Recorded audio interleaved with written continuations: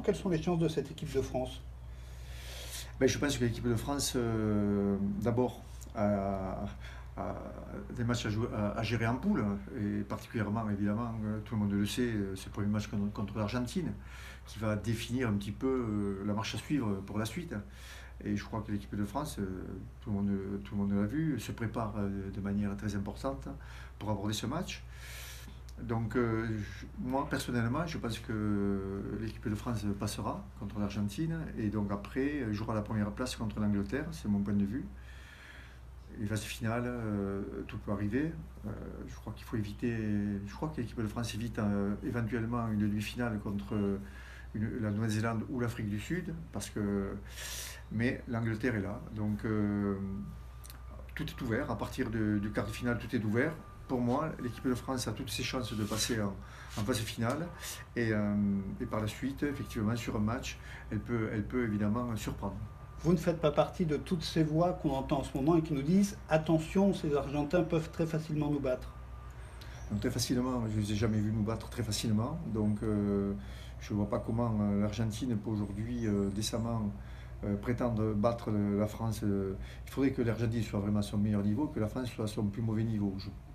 J'ai quand même la sensation que cette équipe de France a progressé et elle est aujourd'hui attentive aux performances argentines. Il me semble que les Argentins ont perdu 9 matchs consécutivement. 9 matchs consécutivement. Si la France avait perdu 9 matchs consécutivement, je suis bien placé pour le savoir, on aurait changé de sélectionneur. Et pourtant, moi en ce qui me concerne, je n'ai pas perdu 9 matchs consécutivement. Et dire que les Argentins peuvent nous battre, toutes les équipes peuvent nous battre, mais à ce moment-là, il faut s'endormir. Vous avez vu, comme tout le monde, les 3 matchs de préparation du 15 de France cet été. Qu'est-ce que vous en retenez? Ben, j'en retiens que le staff actuel de l'équipe de France a quasiment choisi les joueurs qui vont débuter. J'en déduis que on a peu de références finalement parce que l'Écosse est une équipe et l'Italie sont deux équipes qui sont quand même des équipes faibles dans cette compétition. Ce sont des équipes qui peuvent de temps en temps faire quelques grandes performances, mais plus régulièrement des performances très moyennes. Mais c'est vrai que l'équipe de France avait besoin de trouver quelques points de satisfaction, et c'est quand même beaucoup plus facile de les trouver face à l'Écosse ou l'Italie. Elle s'est rassurée. Ben, les joueurs, j'imagine, se sont rassurés parce qu'ils ont vu que sur certaines séquences, le rugby devenait intéressant et très efficace. Mais en ce qui concerne le staff, je pense que le staff est conscient des lacunes et travaille là-dessus. Qu'est-ce que vous diriez du choix des hommes? Je pense à François Cros, par exemple. Est-ce que vous l'auriez emmené, vous, ou pas? Bah écoutez, alors François, je le connais un petit peu puisque je l'ai eu au Stade Toulousain au tout début il arrivait des espoirs. Je lui avais d'ailleurs moi-même dit de se renforcer physiquement pour éventuellement jouer troisième ligne L. Je crois qu'il l'a fait pendant plusieurs mois. La suite montre qu'il est devenu un très très très bon joueur. Au-delà de François Cros, est-ce que je l'aurais amené? Vous savez, je ne suis plus en situation de choisir François ou un autre, mais j'ai l'impression quand même que tous les joueurs qui ont été amenés étaient des joueurs que nous avions avec Yannick Brie et Jeff Dubois choisis à l'époque. Donc ça me rassure. Même Romain Ntamak, dont on disait qu'on l'avait mis sur une liste élite, alors qu'il n'avait fait aucun match. Et à l'époque, j'avais dit peut-être que dans 4 ans, il pourra partir en Coupe du Monde et il y part. Donc finalement, on n'était pas si mauvais que ça. Pour ce qui est de François, c'est évidemment la réussite du Stade Toulousain qui a fait que ce garçon a montré un petit peu quelle était sa valeur, son intelligence sur le terrain.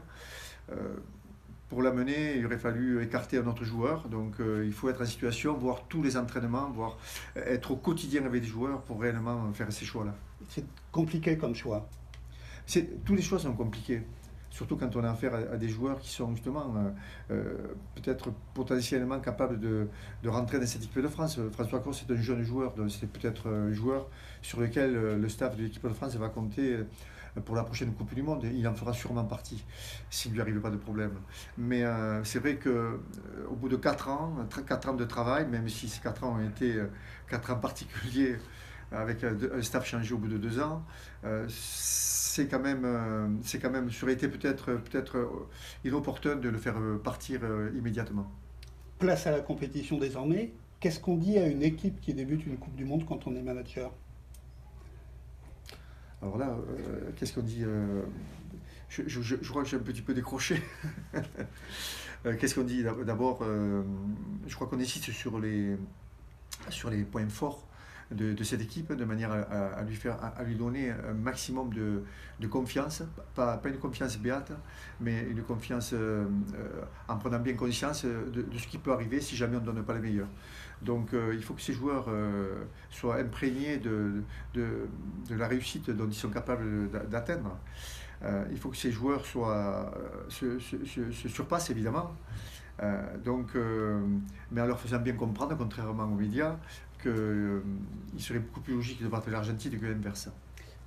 Il y a aussi l'importance des supporters derrière eux, évidemment. Le message qu'on envoie, nous, supporters, est important. Quel type de supporter vous êtes, vous? Est-ce que vous êtes aussi détendu quand vous supportez le 15 de France que quand vous êtes au bord du terrain? Est-ce que je suis détendu? Disons qu'aujourd'hui, je ne sais pas si vous vous rappelez, mais il y a 2 ans, la nouvelle direction de l'équipe de France m'a mis dans une situation quand même inconfortable, m'a écarté de la tête de l'équipe de France. Donc être leur supporter, je vous avoue que non, je ne suis pas. Je ne suis pas supporter de cette fédération.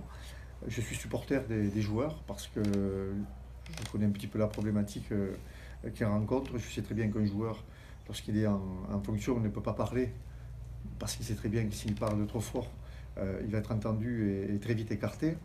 Donc je suis supporter des joueurs, supporter parce que nous avions travaillé avec Yannick Bru et Jeff Dubois dans des conditions au moins pendant un an de qualité.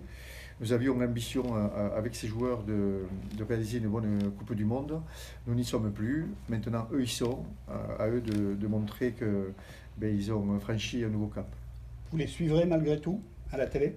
Ah oui, oui, je vais suivre tous les matchs. Je vais les suivre de très près d'ailleurs. Parce que, évidemment, je suis très attaché à notre sport depuis très longtemps, 40 ans au Stade Toulousain, donc ça marque évidemment. Je ne peux pas du jour au lendemain passer à autre chose, mais c'est vrai que je n'ai plus la flamme qui m'animait ces dernières années. Ça n'a pas le même goût. Mais ça n'a pas le même goût parce qu'il est amer. Il est d'un côté, je le répète, je ne suis pas supporter de la fédération actuelle, et de l'autre, je suis supporter des joueurs. Donc c'est vrai que pour moi, c'est un goût amer. Merci Guy Novès d'avoir répondu aux questions de France Bleu Occitanie. Merci à vous.